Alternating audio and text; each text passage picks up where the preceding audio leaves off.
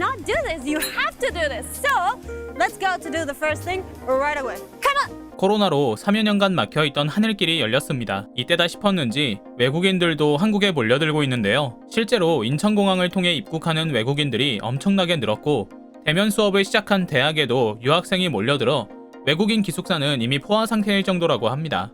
그런데 요즘 이들이 한국에 입국하자마자 꼭 먼저 들른다는 뜻밖의 장소가 있다고 해서 오늘 소개해드리려고 합니다. 바로 한강입니다. 사실 서울권에 살고 있는 한국 사람들에게는 약간 신기한 답변인데요. 놀랍게도 외국인들은 이제 한국하면 자연스레 서울을 그리고 특히 한강에 주목하고 있다고 합니다. 사실 우리가 느끼기엔 한강이 뭐 특별할 게 있나? 다른 나라에서도 있는 흔한 거 아닌가? 라는 생각을 하기 쉬운 곳이기도 하죠. 그렇다면 무슨 이유로 외국인들은 한강을 뭔가 다른 곳이라며 열광하는 걸까요? 단순히 한국을 상징하기 때문은 아닐 테고요. 그 이유는 실제로 한강이 다른 나라의 도시에 있는 강들보다 특별한 뭔가 있기 때문입니다. 인구 1000만 명이 넘는 대도시를 관통하는 강 중에 한강만큼 크고 깨끗하면서도 볼거리가 풍부한 강이 없기 때문이죠. 외국인들이 한강의 특별함을 언급할 때면 주로 나오는 것들은 크게 두 가지입니다. 첫 번째로는 한강의 볼거리입니다. 한강은 도시를 관통하는 강들 중에 손에 꼽힐 정도로 수질이 좋으며 폭 또한 넓다고 합니다. 그렇기에 외국인들이 느끼기엔 한강 둔치에 앉아 저무는 노을을 바라보며 앉아있거나 잘 조성된 산책로를 따라 걷기만 해도 한국에서 잘 살고 있구나라는 감정을 느낄 수 있다고 합니다. 하지만 이뿐만이 아닙니다. 외국인들이 꼽는 한강의 또 다른 매력은 바로 야경입니다. 특히 반포대교에 있는 달빛 무지개 분수는 꼭 한 번은 봐야 할 서울 야경으로 손꼽히고 있는데요.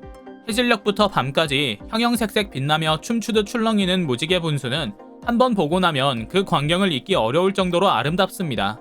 달빛 무지개 분수는 세계에서 가장 긴 교량 분수로 기네스북에 등록되어 있다고 하는데요.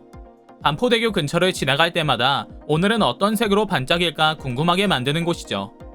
그 밖에도 강에 비치는 도시 야경, 불꽃놀이, 세빛섬, 한강공원에서 열리는 각종 행사들이나 자전거 등 볼거리가 넘친다고 하니 확실히 외국인들이 다른 나라의 어느 강보다도 볼거리가 풍부하다고 느낄만 하겠습니다. 두 번째로는 한강의 즐길거리입니다. 외국 강에서는 즐길 수 있는 것이라고 해봐야 산책 정도가 전부인 반면 한강에서는 산책 이외에도 무척이나 다양한 즐길거리가 있습니다. 드넓은 풀밭에서 즐기는 캠핑과 소풍이 대표적이며 편의점에서 즐기는 즉석라면 또한 외국인들에게 인기라고 합니다. 또한 치킨과 피자 등과 같은 각종 배달 음식을 즐길 수 있다는 건 역시 빼놓을 수 없겠죠. 그 밖에도 여객선과 오리배, 감도깨비 야시장 등 즐길거리 천지이지만 외국인들에게 가장 반응이 좋은 것은 강가에 앉아 즐기는 맥주라고 합니다. 왜냐면 대다수의 외국 도시에서는 길거리뿐만 아니라 강가에서 술을 마시는 게 금지되어 있기 때문인데요. 그렇기에 강물을 바라보며 여유롭게 맥주 한잔 즐길 수 있는 한강이 외국인들에게는 더욱 매력적으로 느껴졌던 모양입니다. 이런 두 가지 큰 이유로 외국인들이 한강을 특별하게 여긴다고 하는데요. 실제로 한강은 세계적으로 유명한 프랑스의 세느강과 이탈리아의 테베레강, 네덜란드의 암스텔강 등과 비교해도 전혀 부족함이 없습니다. 오히려 비교도 안 될 정도로 한강이 좋죠. 수질과 외적인 측면에서도 말이죠. 비록 강인지 바다인지 모를 뉴욕의 허드슨강처럼 거대한 규모는 아닐지라도 주변에 갖춰진 즐길거리와 볼거리가 다른 어느 강보다 알차다는 것만큼은 사실입니다. 그렇다면 해외 커뮤니티에 올라간 한강 관련 게시물들에 대한 반응은 어땠을까요? 미국 온라인 커뮤니티 레딧에 얼마 전 올라온 한 장의 사진입니다. 한국인에게는 너무나 평범한 모습인데요. 외국인들은 잔뜩 흥분하며 다음과 같은 댓글을 달았습니다. 현실적인 문제만 없었더라도 시애틀에 살면서 한국을 자주 왔다 갔다 할 텐데 이전에 7개월 정도 한국에서 산 적이 있었는데 거의 모든 점이 마음에 들었거든. 고민할 필요도 없이 한국으로 다시 가고 싶을 만큼 말이야. 난 이번 여름에 다시 갈 거야. 서울이 그립다는 댓글에 추천이 많아서 기분 좋아. 외국인을 포함해 한국을 한 번이라도 경험한 사람들은 한국과 서울을 진심으로 사랑하는 것 같다처럼 한국에 거주했거나 여행한 외국인들은 한강을 보자마자 한국이 그립다는 심정을 털어놓았고요. 한강이나 양재천 공원에 꼭 가봐. 자전거나 조깅 코스가 끝없이 이어지고 이런 공원이 흔하게 있거든. 난 노들섬에서 걸어서 4분 거리에 사는데 강아지와 산책할 때마다 너무 행복해. 한강에서 자전거 탈 수 있다는 거 알지?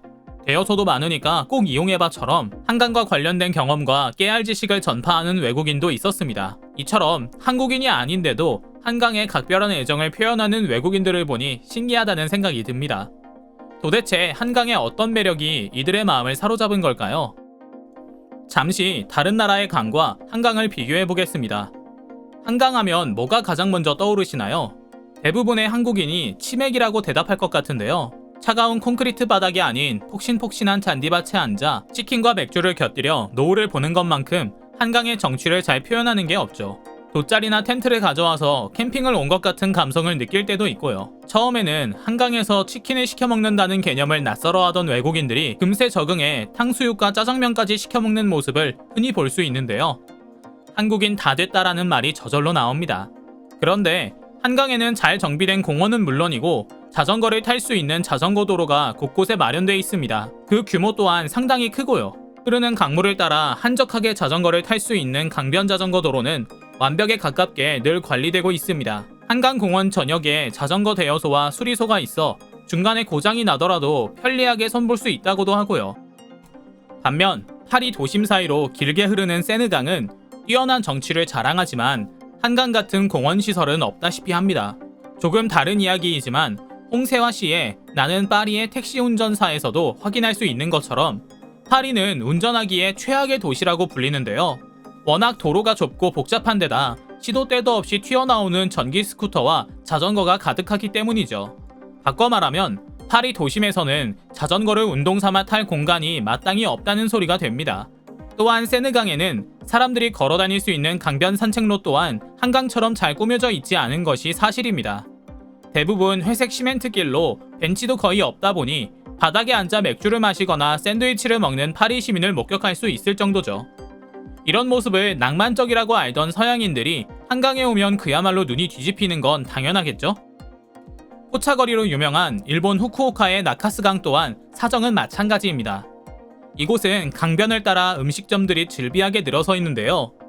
밤에야 나름의 정취가 있겠지만 낮의 풍경은 황량하기 그지없습니다. 콘크리트 벽에 보기 싫은 낙서가 되어 있는 것까지 보이는데요. 사계절 내내 부지런히 정비하며 밤낮 할 것 없이 예쁜 한강과는 대비되는 모습이죠. 이처럼 한강 시설을 면밀히 살펴보고 나니 깨끗하고 실용적이며 편리한 걸 좋아하는 한국인의 성향이 고스란히 반영되었다는 생각이 드는데요. 예로부터 한강은 한국인의 강인함과 고결한 정신을 대변하는 존재로 일컬어졌습니다. 한국 전쟁 후 폐허가 된 땅에서 눈부신 경제 성장을 일궈낸 것을 한강의 기적이라고 부를 만큼 한강은 우리에게 각별한 의미를 지닌 강이죠. 이번 주말 가족이나 친구들과 한강을 걸으며 함께 시간을 보내는 건 어떠실까요? 오늘 영상 시청해주셔서 감사드리며 번거로우시겠지만 구독 부탁드립니다. 앞으로도 우리가 당연하게 여겼지만 외국에서 그 가치를 알아보고 좋아하는 이야기, 한국과의 인연을 찾아 한국인보다 더 한국인스러워지는 이야기를 발굴해 더 흥미롭고 깊이 있게 전해드리겠습니다.